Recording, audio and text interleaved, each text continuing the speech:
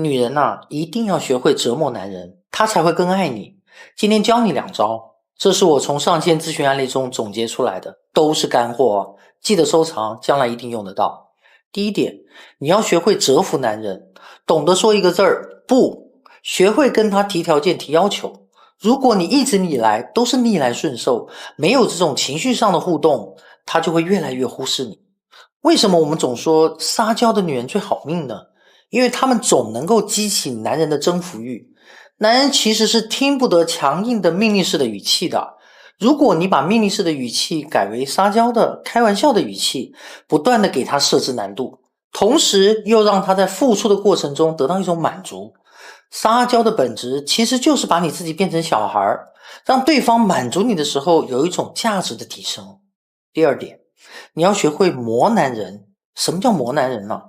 就是让他提心吊胆的，让他害怕失去你。比方说，你告诉他我真的很需要你陪在我身边，然后当他给你发信息的时候，你又不理他，他就会纳闷你到底是需要我还是不需要我呢？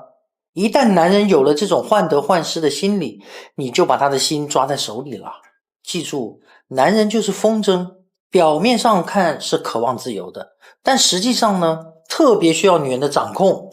还不知道怎么做的话，过来找白老师聊一聊。我是百成钢，关注我，做一个幸福的人。如果说婚姻是一场合作，那么男人最聪明的投资就是投资自己的妻子。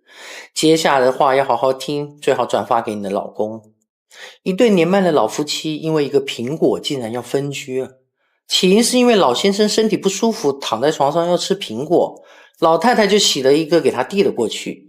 没想到老先生非但不领情，还对着老伴破口大骂，说没给他削皮。老太太一气之下收拾东西就去了养老院，还说这辈子再也不想见到他。大家是不是都觉得这老太太脾气还挺大的？都过大半辈子了，为了一个苹果不至于吧？但这事儿还真不是老太太小题大做。老先生年轻那会儿做生意赚了不少钱，在外面拈花惹草，老太太为了孩子一忍再忍，可忍让换来的却是老先生变本加厉的放肆，觉得妻子好欺负一言不合就大吼大叫，甚至还会动手。好在两个孩子争气，大学毕业之后都找到了不错的工作。这2年老先生发现妻子越来越不听话了，也不像以前那样唯唯诺诺了。两个人在家里面这个地位慢慢的就发生了微妙的变化。如果老先生能够收敛一下自己的脾气，说不定两个人就凑合过下去了。可这个苹果竟然成了一根导火索，老太太再也忍耐不下去了。如今儿女都有出息了，自己也没什么后顾之忧了，怎么可能再去伺候那个自私的老伴呢？你对妻子的好，最终都会回报到你自己的身上。毕竟女人快乐了，婚姻才会幸福。人生的下半场拼的是妻子，善待妻子，再穷也能发家，再难也能幸福。我是百成钢，关注我，做一个幸福的人。其实女人什么苦都能吃，唯独吃不下委屈。可你不懂，你只是觉得她变了，不再像以前了。明明你知道她为什么会沉默，可就不愿意去安慰她一下嘛。哪怕是一个形式上的拥抱，你只会在脑子里想，刚认识的时候不是这样的呀，不像现在这样动不动就沉默不语。可你有没有想过，他是需要被理解，需要被爱的。当你做了某件事的时候，有没有想过他的感受？让女人觉得委屈，不是因为那点破事儿，而是你说话的态度，一个眼神，一个动作都会伤害到她。希望你跟她结婚是因为爱她，想呵护她，给她温暖，而不是因为她懂事听话，适合过日子。不被你重视的每一秒，她都在一点一滴的撤回她的好。也许当热情耗尽，她会礼貌退场。从此以后，众你悦人何其多，再也无人恰似我。我是百成钢，关注我，做一个幸福的人。女人在什么情况下会瞬间放手？女人放弃一段感情，背后都会经历无数次的挣扎。你以为她的离开是因为当下的一件小事吗？不，压死骆驼的从来不是最后的一根稻草。我相信从来不会有一个女人会因为一点点的小事而果断的放弃，而是你让她积攒了太多的心酸和失望。男人总说芝麻大点的事何必在意呢？但那一粒一粒的芝麻从未消失心里的失望攒多了也就不在乎了。她原本是可爱的，满眼全是你，可现在你让她觉得自己像个怨妇一样，变得恶语相向，心存怨恨，满眼全是失望。一个爱你的女人从来不怕付出，她可以包容你的不浪漫，你的粗枝大叶，但你却忘了，感情是需要经营的。也正是因为你一次次的得寸进尺，一次次的冷漠和无视，让女人逐渐寒了心。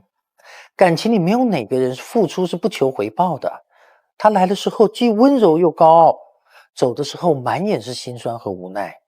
我是百成刚，关注我，做一个幸福的人。婚姻的忠告和本质是什么？父亲说，你的男人任何时候是来给你撑腰的，而不是来给你主持公道的。母亲说，男人在家担不了事就别嫁了，说话都不顶用，更别提为你做主了。但凡他行，就不会让你受委屈。姥姥说，谁家的锅底都有灰，不要羡慕任何人的生活，看上去风光无限，只不过一地鸡毛没有说罢了。姥爷说，能够承受你脾气的人才是真正爱你的人。妻子说，只要老公没有歪心思，不撒谎，有上进心，有责任心，有钱多花，没钱少花，再苦再难我都陪着你。老人言，娘家户的女儿老公不敢欺，老公户的女人婆家不敢欺，婆家户的女人外人不敢欺。这不是鸡汤，这是事实。我是百成刚，关注我，做一个幸福的人。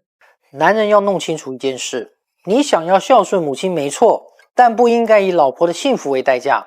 婆婆跟媳妇儿本来就是陌生人，这句话听上去凉薄，但却现实。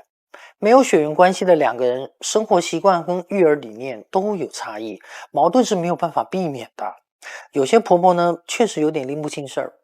儿媳妇不做家事就是懒，儿子不做家务那是有本事。自己年轻时候吃过的苦，就想让儿媳妇再吃一遍，仿佛他生活中所有的不幸都是儿媳妇带来的。这时候就需要男人站出来调节维系。孝顺有很多形式，不是非要同住伺候才算孝。